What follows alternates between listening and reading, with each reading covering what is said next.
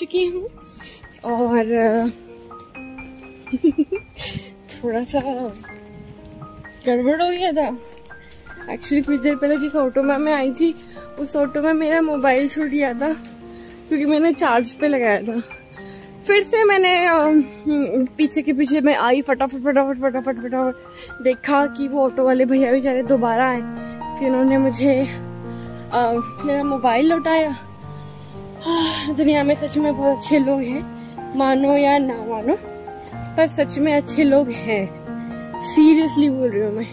और मैं घाट जा रही हूँ जहाँ मैं ऑलरेडी जा चुकी थी, पर मैं फिर से जा रही हूँ क्योंकि मुझे आपको वहाँ का नज़ारा दिखाना है कि सुबह के 4:30 बजे क्या नज़ारा होगा। तो मेरी ट्रिप अभी तक यहाँ तक क्या रही थी कि मैं सबसे पहले भोपाल से जो भी बस थी इंदौर के लिए, मेरे घर से सबसे पहले लाल घाटी गई जहाँ से इंदौर की बसें मिलती हैं हमें। वहाँ से मैंने चार्टर्ड बस ली जिसका मुझे 345 रुपीज पे करना पड़ा। 345 रुपये मैंने पे किए इंदौर से। फिर क्योंकि चुनाव आ चुके हैं तो अधिकतर बसें और गाड़ियां जो थी वो बुक थी वहाँ पे। तो मैंने फिर एक और गड़बड़ करी। मैंने ऑटो वाला भैया को बोला कि भैया पहुंचना तो सुबह जरूरी है क्योंकि मुझे 2 शहर घूमने हैं, एक नहीं।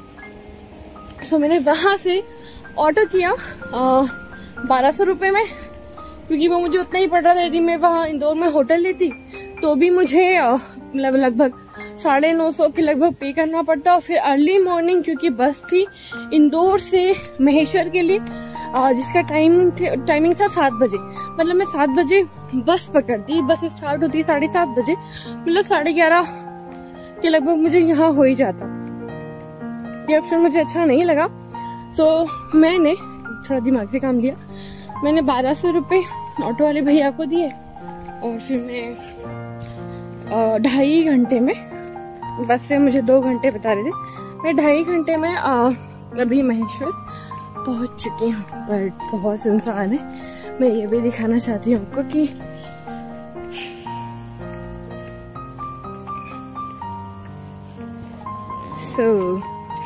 देखा।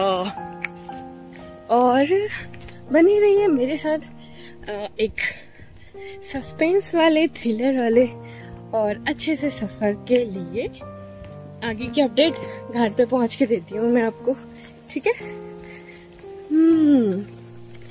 एडवेंचर घाट पे पहुंच गए और पीछे मंदिर तो है ही, होलकर का किला है जो आपको पता नहीं अंधेरा में दिख रहा होगा, दिख रहा है शायद, है ना। और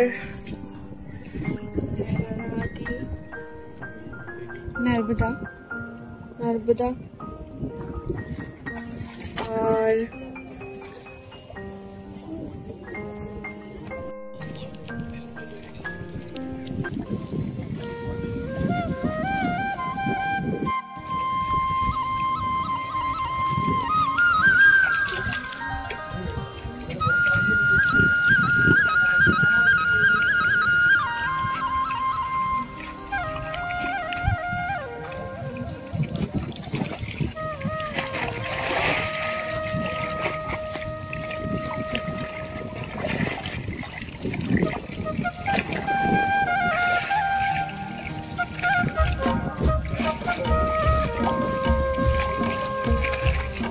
मैंने नहा लिया है नर्मदा जी में, सूट पहन लिया है, सलवार सूट, और मैं निकल रही हूँ मंदिरों की तरफ। सब लोगों को नहाना स्टार्ट हो गया है क्योंकि अभी हो गया है 4 मतलब 4:44। और मैं जहाँ जहाँ पहुँचूंगी वहाँ वहाँ आपको दर्शन साथ में कराते हुए चलूंगी। तो पहली जगह से शुरुआत करते हैं।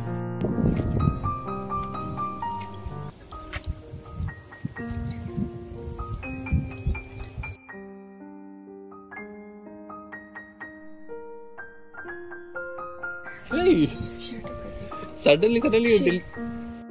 जय नर्मदा मैया। हमारा मध्य प्रदेश।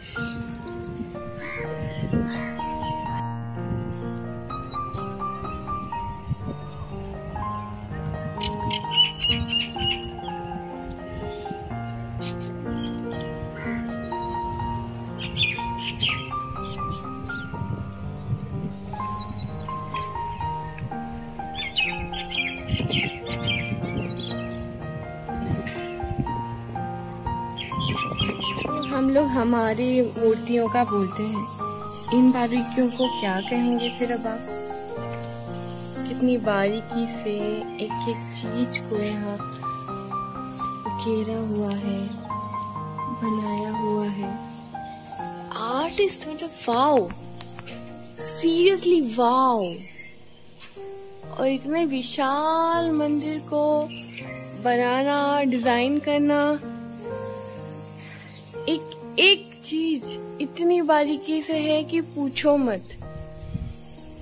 और जो मेरे पसंदीदा है, बोलते हैं कि हम लोग आर्टिस्ट हैं, पर जो मैंने आपको भी दिखाया, आपने देखा उन्होंने कैसे इतनी बारीकी से इसे उकेरा होगा भला? कैसे? वो भी क्या हो रही है यार, वो भी पत्थरों पे। आपको पसंद आ रहा होगा मेरे साथ का सफर, है ना?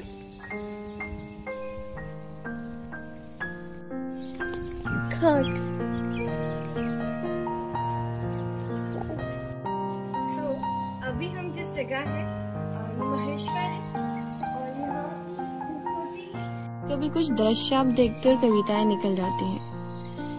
मेरे सामने जो दृश्य है, वहाँ एक अकेला व्यक्ति बैठा हुआ है। नदी में नाव खड़ी है जो आपको इस पार से उस पार ले जाएगी। नदी निरंतर बहती रह रही है। एक किला है जो सदियों पुराना है, और वो अपनी ठोसता का प्रमाण यहाँ अपनी बारीकी और खूबसूरती के साथ दे रहा है। हम जैसे इंसान कहीं आए, कहीं गए, चले गए। वो इंसान जो बैठा हुआ है, वो हम में से कोई एक है। कुछ चीजें बहुत करीब और गहरी छोड़ जाती है।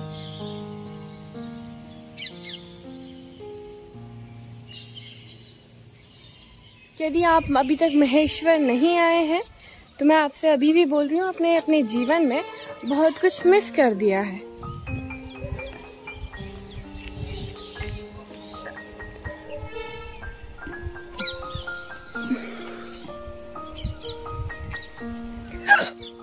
हिचकी भी आ रही है, मतलब आप सब याद भी कर रहे हैं कि आपको आना है।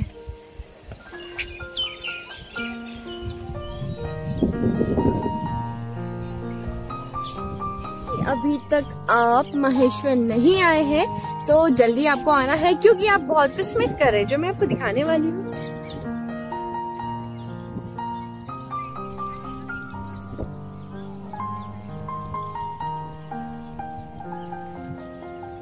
देखा, यदि आप नहीं आए तो आपको आना है। ऐसे ही हम मध्य प्रदेश वाले दिल के राजधानी कहलाते हैं। यह है हमारे एमपी का जहाज में है, और काफी सारी चीजें हैं जो कि आज एक बाद हम एक्सप्लोर करते जाएंगे।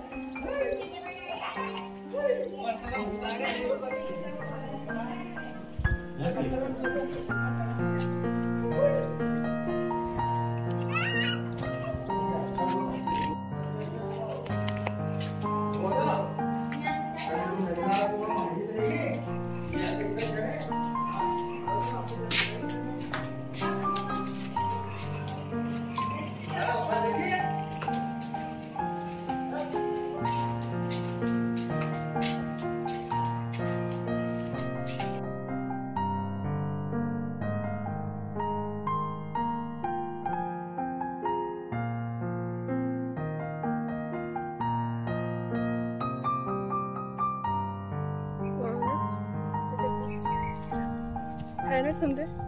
सो विदेशों से ज्यादा भारत में भी बहुत खूबसूरत खूबसूरत चीजें हैं। बस ये है कि एक्सप्लोर करने की जरूरत है और आपको एक्सप्लोर करवाने की जरूरत है।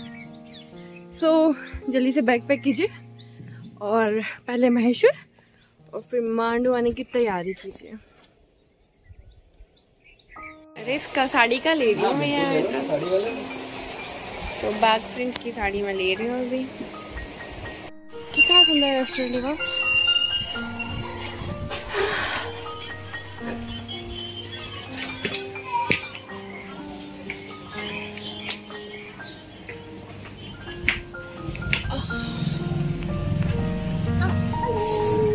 जय हिंद। मैं अभी महेश्वर जो मैंने आपको बताया था, मैं गोलू जी के यहाँ पर मेरे साथ है एक बहुत खास व्यक्ति जिनका परिचय वो खुद दें। मैं एक हेडलूम का काम करता हूँ और ये काम क्या बहुत पुराना चल रहा है। इसमें क्या है कि जैसे मैं तो वीविंग करता हूँ, पर मैं चाहता हूँ कि और वीविंग बढ़े, ये काम बढ़े, क्योंकि जो मटेरियल बनता है लेस मटेरियल है, ये बहुत से हीरो हीरोइन आते हैं वो बनते हैं, काफी लोग आते हैं बाहर से वो भी बनते, तो ये काम क्या बढ़ता जाए कि और भी लोगों को काम मिले। प्राउड फील होता है आपके काम पे? नहीं, मेरे को अच्छा लगता है, बहुत मैं पुराना काम करता हूँ। अरे वाह, बहुत गर्व लगता है।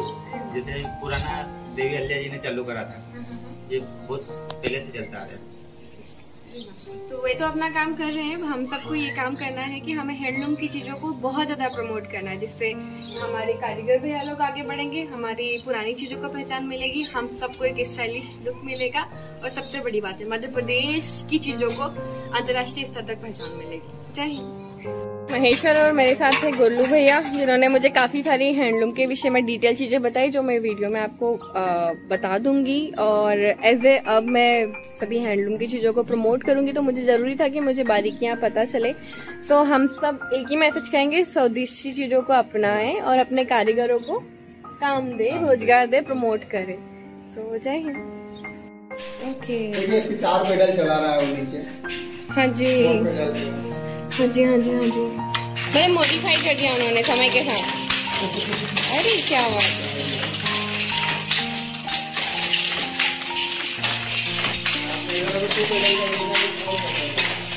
चार पेडल वाला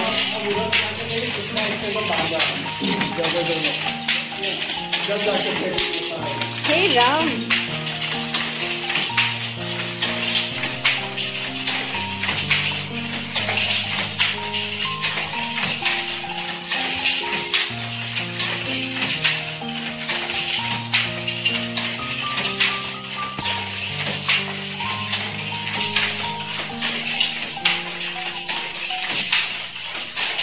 सीरियसली बनाना इजी नहीं है, बहुत कठिन काम है।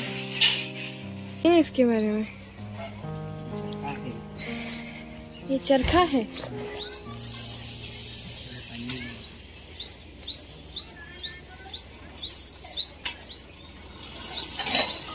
अरे वाह, नए जमाने के हिसाब से अपडेट भी हो गया चरखा ना। ये नहीं, धागा ओरिजिनल में जो लाते हो कपास से होता है। हाँ, ये बना हुआ था। ये कोयले वाला चूल्हा है ना।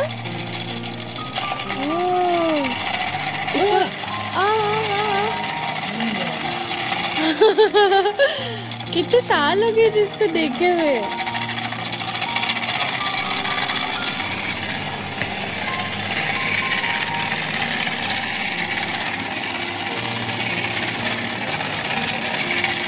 यदि आप अभी तक महेश्वर नहीं आए हैं तो मैं आपसे अभी भी बोल रही हूँ, अपने जीवन में बहुत कुछ मिस कर दिया है।